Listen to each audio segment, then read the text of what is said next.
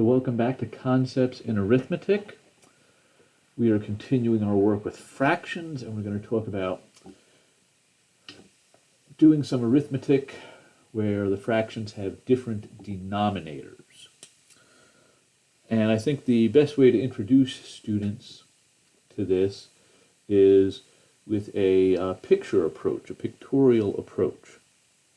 Okay, so let's say we want to do this example. We want to do 1/3, and let's make this a different numerator here.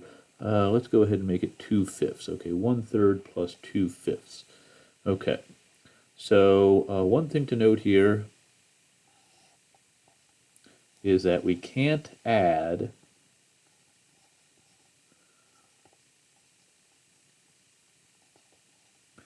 until we have a common fractional unit. Okay, so we are going to draw some pictures to illustrate things here. So let me do this.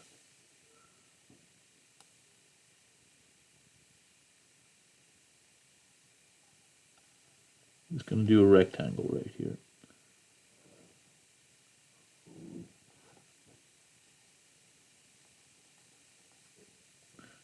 So that picture illustrates 1/3.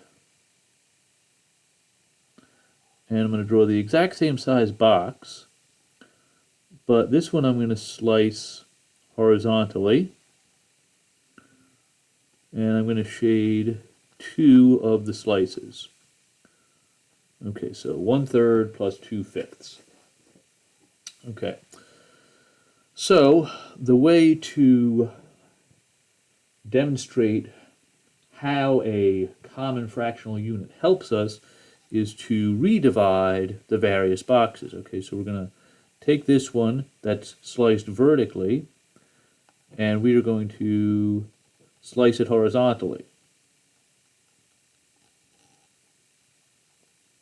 And so I'm redrawing the picture just so we kind of have it in our notes here. So I'm going to take that 1/3 and I'm going to slice it this way as well.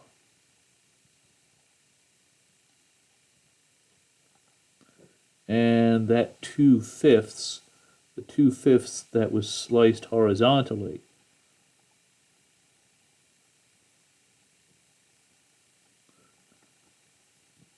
so that was my 2/5. I'm going to go ahead and slice that one vertically, so that both pictures are now sliced horizontally and vertically. Okay, so this picture representing 1/3, well, we can see now there are 15 boxes, so my fractional unit is 15ths, and the same thing over here, 15ths. And I've got 1, 2, 3, 4, 5. Okay, so 1/3 is expressed in terms of 5/15ths, and 2/5 would be expressed in terms of 6/15ths. And the good news is, once we have that, we can see how to combine the two. I can start with my 5/15ths, and now I need to shade 6 more boxes.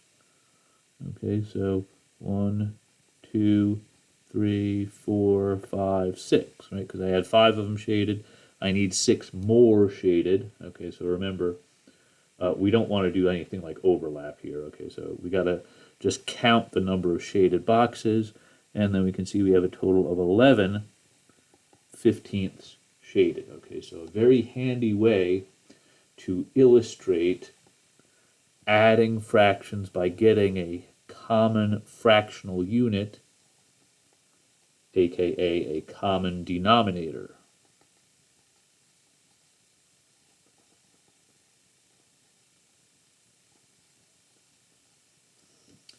Okay, and of course, very similar idea can be applied to subtraction. Okay, let's say I wanted to do something like 2/3 minus 1/4. Okay, I can start by drawing my boxes. One of the boxes I will divide into thirds vertically, and another one of my boxes I'm going to divide horizontally. It's going to be the exact same size box that I drew before. I'm just going to slice it the other way and slice it horizontally. Okay, so here's my representation for 2/3, my picture showing 2/3. Here's my picture showing 1/4. So let me grab a different color here to highlight what I'm changing. Okay, so I start with my picture representing 2/3, and I slice that 1, 2, 3, 4 pieces. So 2/3. Now my common fractional unit is going to be twelfths, right? I can divide this one vertically. It was divided horizontally into 4 pieces. Divide it vertically into 3 pieces. You got 12 pieces. Okay, so let me see how many I got. 1, 2, 3, 4, 5, 6, 7, 8. Okay, so that's 8 twelfths. And this is 3. Oops. The 3 is my numerator. The 12 is my common fractional unit. So this becomes 8 twelfths minus 3 twelfths. So I start with the 8 twelfths. I take away 3 of them. So I would be left with 5 twelfths. So let me draw the picture for my result there. Slice that way. Slice that way. Start with 8 units, take away 3. That leaves me with 5 units shaded, and those units are twelfths. Okay, so 2/3 minus 1/4 is equal to 5 twelfths. Okay, so very convenient pictures to get us started working with fractions that have different denominators. Now, as your students get familiar with this process, you want to move to a more abstract approach. So you can start out with the pictorial approach and then transition to that abstract approach. You don't want to draw the pictures every single time you got to do this, in other words.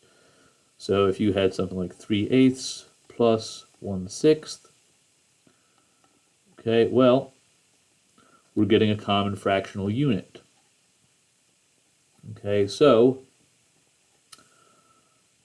our common fractional unit, eighths and sixths, we can actually do a little trick. We don't have to, the abstract way actually works a little bit better for these cases. If I were to draw pictures, this would be a picture carved into 8 vertical strips, and this would be 6 horizontal strips, so we'd have 48, but we can use a nicer fractional unit,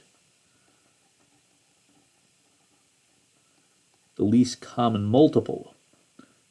The least common multiple of 8 and 6 is 24, okay?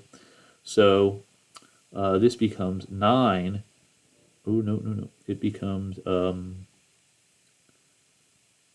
yeah, right, you're missing a 3 there.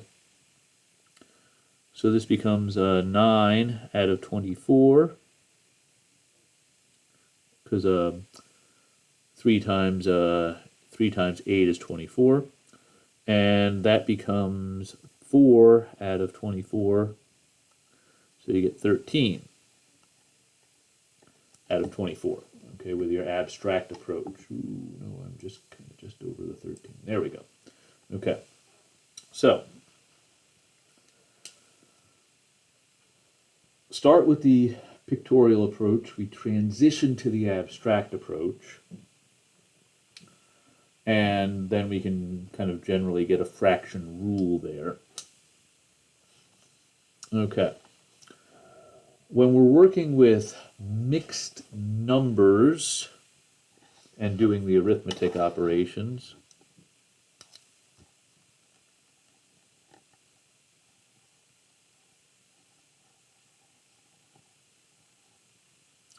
let's say we want to do something like this. We want to illustrate 12 and 1/8 minus 4.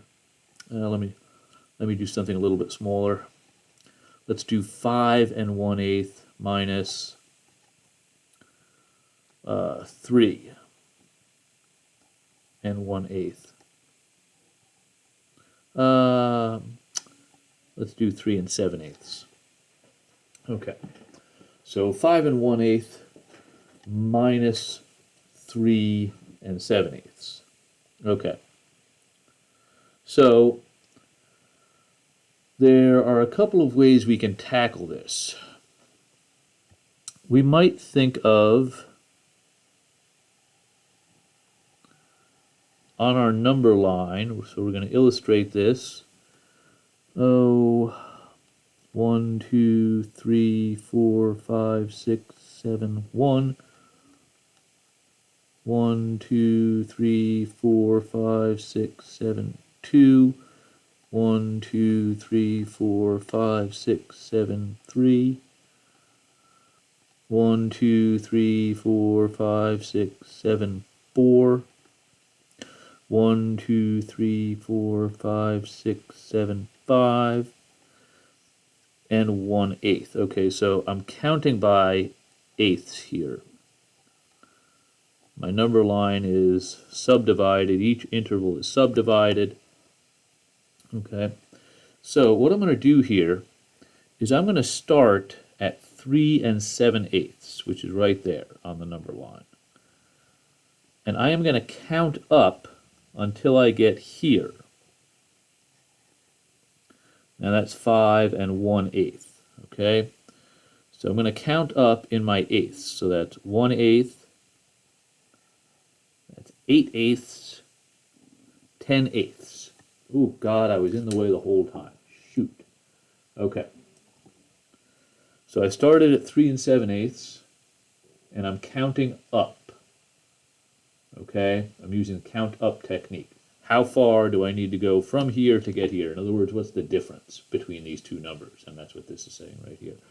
So I decided, okay, if I do a step of 1/8, that gets me to the 4. I do a whole unit now here, which is 8/8. So that's 1, 9/8, and then an additional 8/8. So that's 10/8, and of course we could reduce that to 5/4. Okay, now let's think about how we would do this abstractly. Okay, so what we would do here is we might think about, okay, let's deal with the whole number part, and then let's deal with this.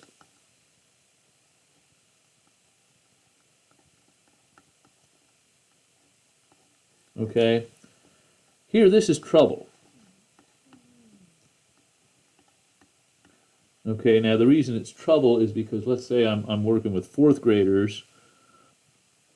Well, those folks haven't done negative numbers yet. They haven't encountered negatives. So I've got to somehow deal with the fact that I only have 1/8, but I need to take away 7/8. Okay, so what I'm going to do is I'm going to make that a 4, and I'm going to make that a 9. Okay, so I've got more whole number units than I need, so I'm going to convert one of those whole number units to an eighth.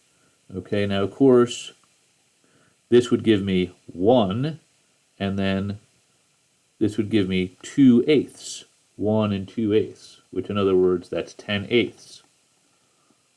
Okay, so we can illustrate working with mixed numbers and fractions on a number line, but of course we can also do it abstractly.